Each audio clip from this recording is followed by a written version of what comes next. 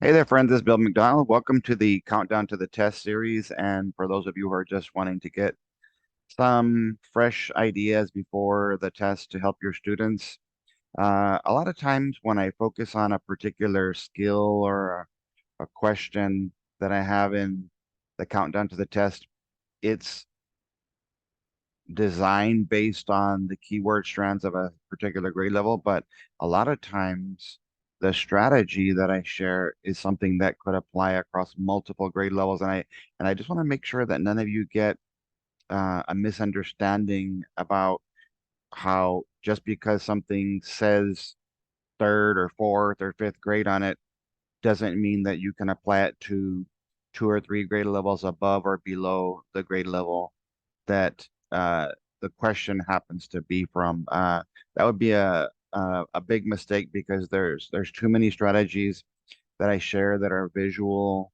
verbal, auditory, and kinesthetic that will apply to every grade level and be helpful to all of your students.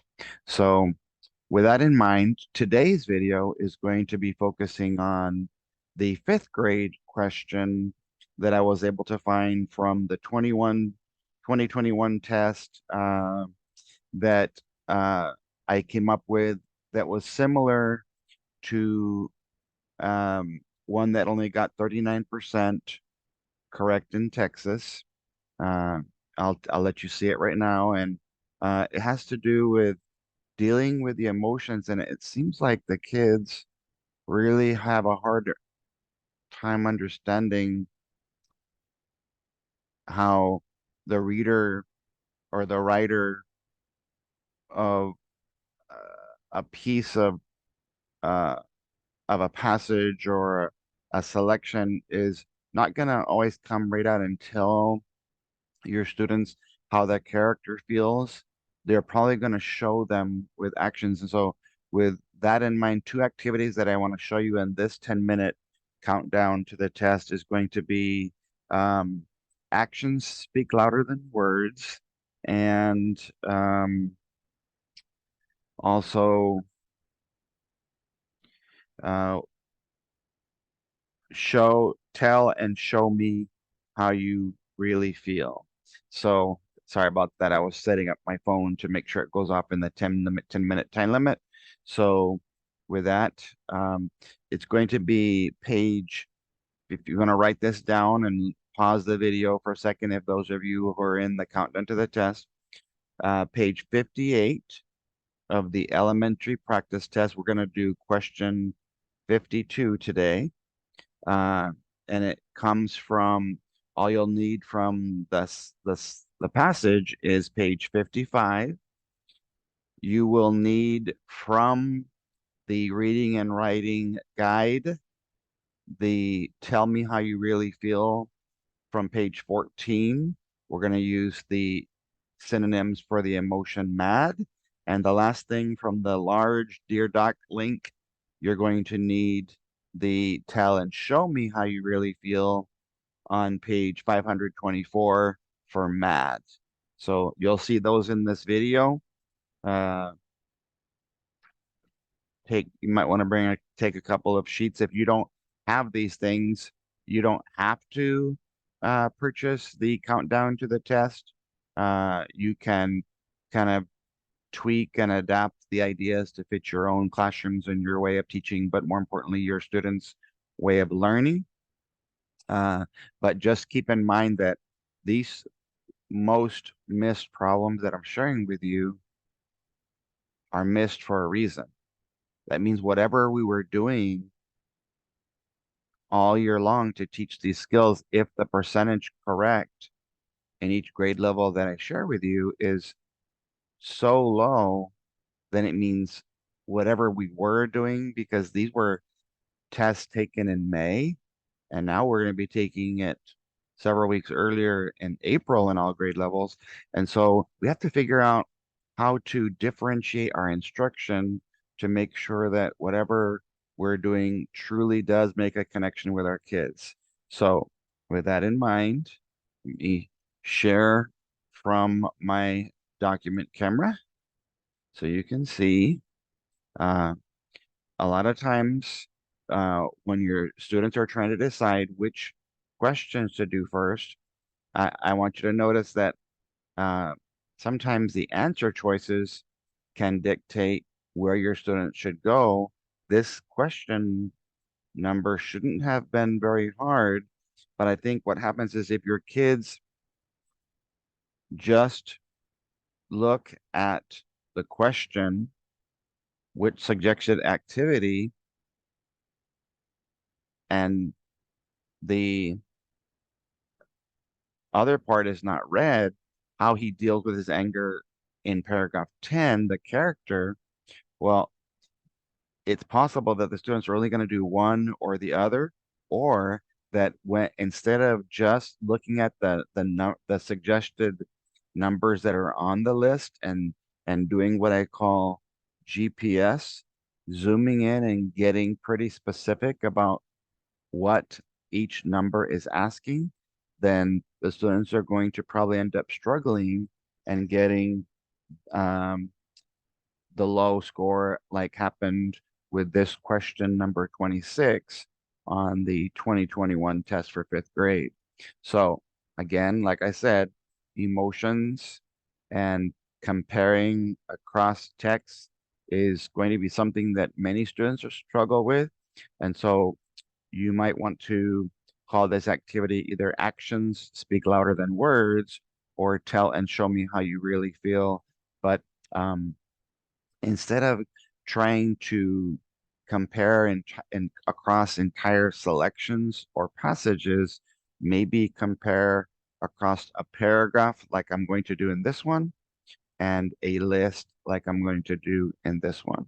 So instead of reading um, the paragraph first, I'm gonna look at the activity list first, and we'll decide what the key words are when we get pretty specific. Number one, what is the suggested activity for anger on list number one? It says, write about how you feel, draw an angry picture using the colors that match your situation. So write, draw an angry picture. So if I can put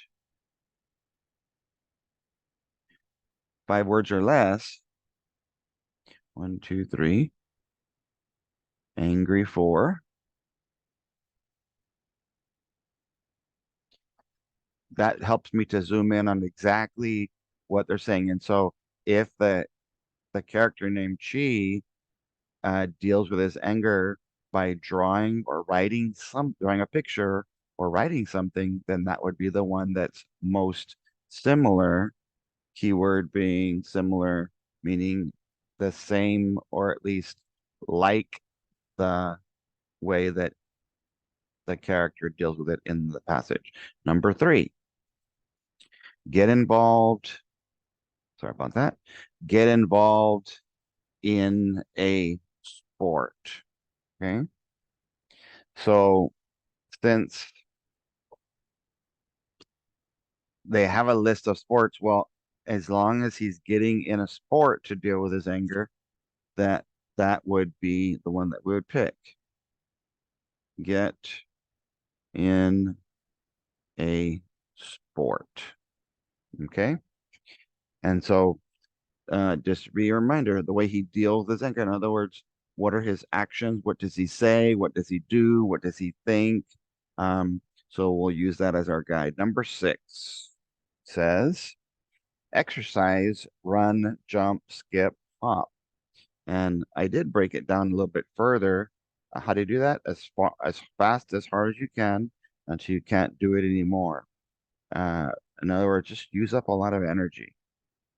So um, exercise, run, jump, skip, hop. I'll write that down.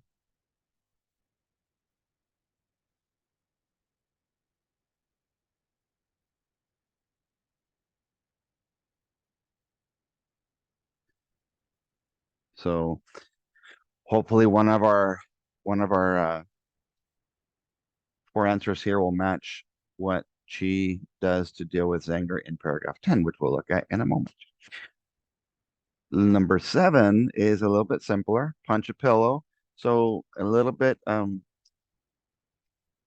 direct your anger towards something that won't hurt you. Um, it's we don't want violence, but um, if you is it punch your pillow? Yeah, punch your pillow. If you hurt a person, then that's bad. But if you just go ahead and you're holding too much anger in and you need to let it go, then punching the pillow could be the idea. So then we compare that. Those are the zooming in GPS that we would pick. And so, well, I already highlighted the things that he did. He knew what he needed to do. He wouldn't eat. That's none of those. Not eating wasn't on the list. During his death, he danced over and over again and talked to the creator. Dancing. The closest one to dancing is um, jumping, skipping, exercising. Let me see what else it says. Um, the dust billowed around him like a cloud as his feet pounded the dirt. So he's just moving around a lot. And if you read on, it says he does it so much that he tiredly flung himself on at the end of the day on his bed and just stared at the ceiling for several minutes like a statue. So he was like exhausted. And so that's why that I kind of shared a little bit of extra on that one that if you do something so hard you can't do it anymore, maybe just running yourself um just really using up all of your energy would be a good way. So that's the kind of the closest. That wasn't a sport. Um, it didn't specifically mention any sports like it did in number three.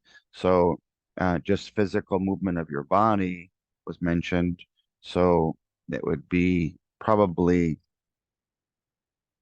letter H so far.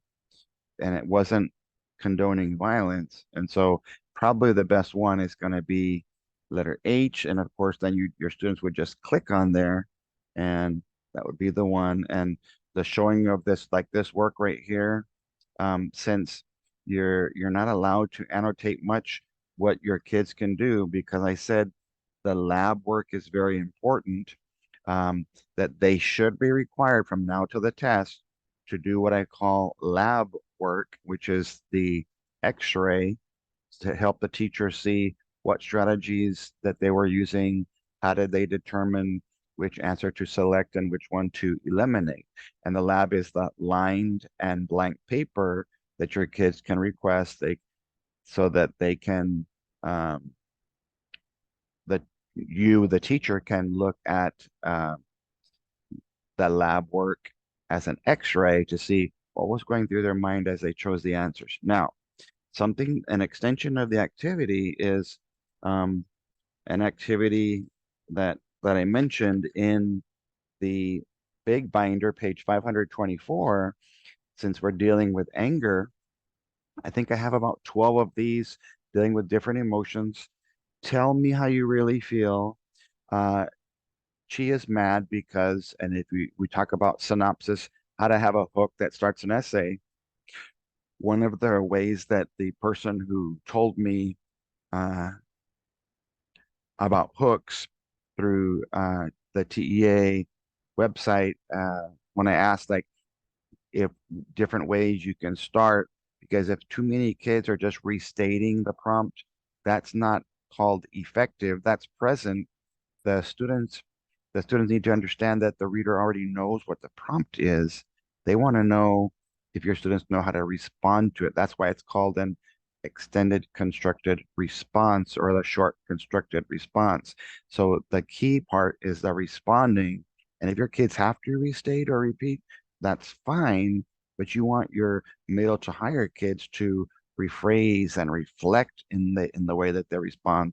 And so one of the ways if they were to ask you an essay question about this story that is there, um, uh, let it go, come on, Elsa is what I called it, dealing with your anger, which is a very practical thing because of the bullying. This is a story about a boy who was bullied by some people uh, at a school and decided to change schools. Uh, and that shows how he deals with his anger. So, um, you could have your kids based on the grade level. There's a list of angry words. All of these would be stop not using the word mad, but picking three or four or five of these synonyms that are both literal and figurative that could be used instead of mad, and then writing them on that list. And then either you can use the collages that I made for each emotion, or you could draw your own or find your own. And then whatever you find in the collage, the students could write phrases of what are these people doing? What are they saying? What are they thinking?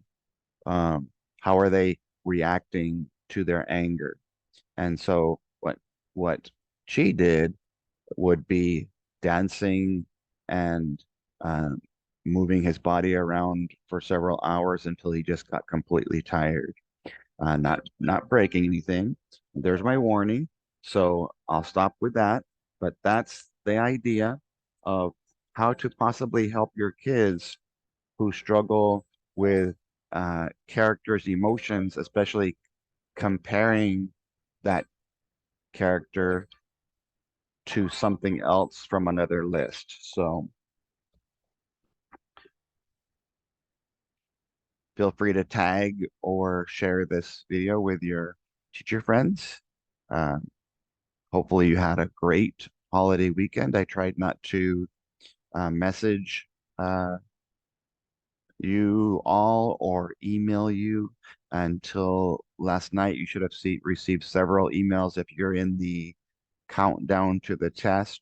I think for the rest of the time, I'm going to just post the videos here. This is very important that that you hear this part, so that I don't overwhelm you, because I'm going to pick up the pace on the videos. And so instead of having me send things that I've already sent you as an email, I want you to go ahead and stay posted to my Facebook page or my YouTube page, um, so that you can get any videos. And because with as many people of you that have signed up so far, who have signed up, it's getting harder and harder for me to send the emails through Yahoo and through Gmail, my two email accounts. So what I'll do is I'll keep sending to specifically those of you who are in the countdown to the test, uh,